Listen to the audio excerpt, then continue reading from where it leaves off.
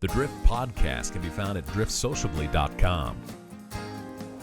Now it's time for From the Cast, a bit of information from one of the boating industry's fastest growing podcasts.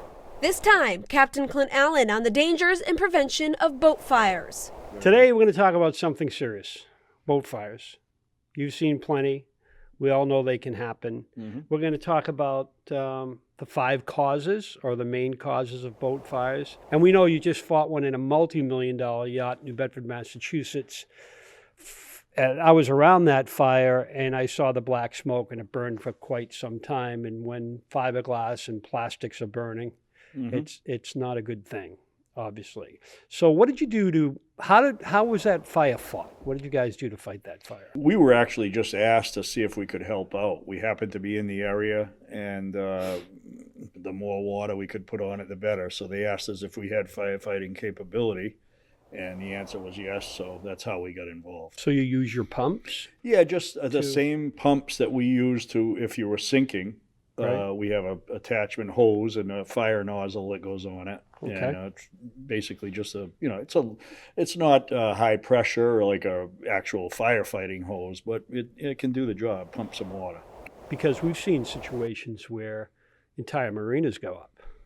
Yeah, the domino effect, and especially depending when it starts, if there are people in the marina at the time, like this particular incident, you get warning. But if that would have happened at 10 o'clock at night, right, by the time the authorities are notified, it may have already caught another boat on fire, depending on the wind direction, and then it just goes like dominoes. Yeah, and people are sleeping on boats, they're liverboards. Yeah, yep. You know, a boat can be a dangerous place when there's fire and smoke. Oh, yeah, for sure. Yeah, and you know what? A lot of people don't realize that in most boats, I don't know if it's build code on a boat or what it is, that hatch below should be big enough to act as an escape hatch, sure. Right? Yeah.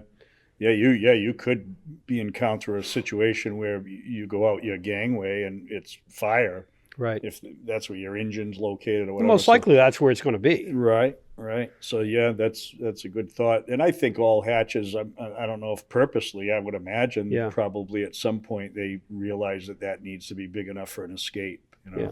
So. And that's a good thing to look at on your vessel.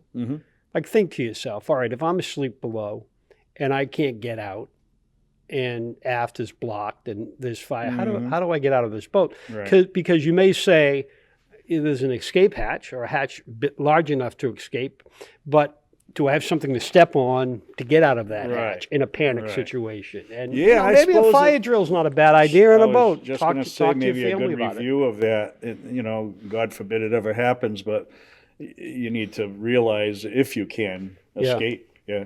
I guess that's a real good thought. If you're not strong enough to pull yourself up through the hatch, Yeah. So you're underway, and let's say there's a boat fire. Try to put it out?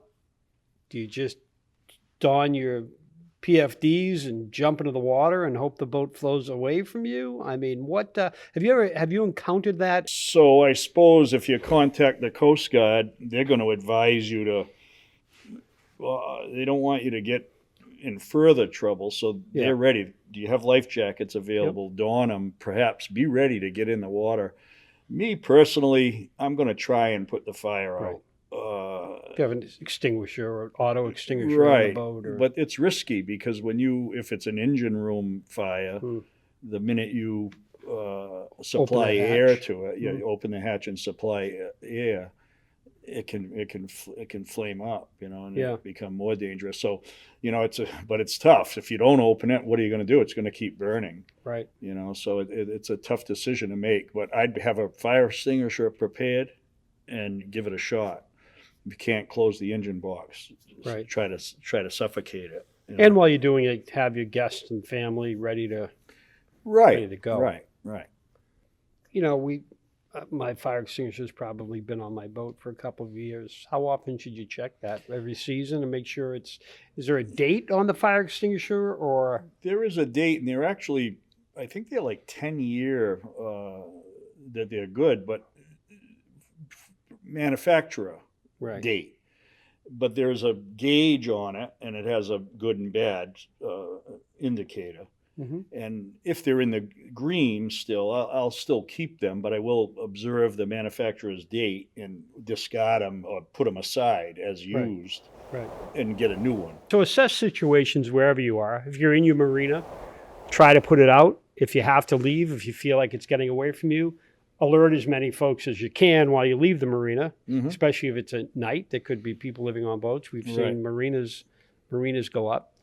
Be smart about fire protection. And keep an eye on things. Use your nose, right? If, like you said earlier on in this segment, you said perhaps a fire drill. Yeah, good point. For your family, it's good. Good to run through the scenarios. Clint, keep you safe. As usual, thank you and great information. Thank you. Valuable information as always there, Clint. And remember to follow the Drift podcast at driftsociably.com and wherever you listen to podcasts.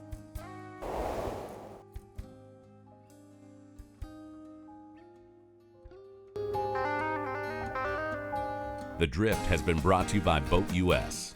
Better boating starts here. Join today.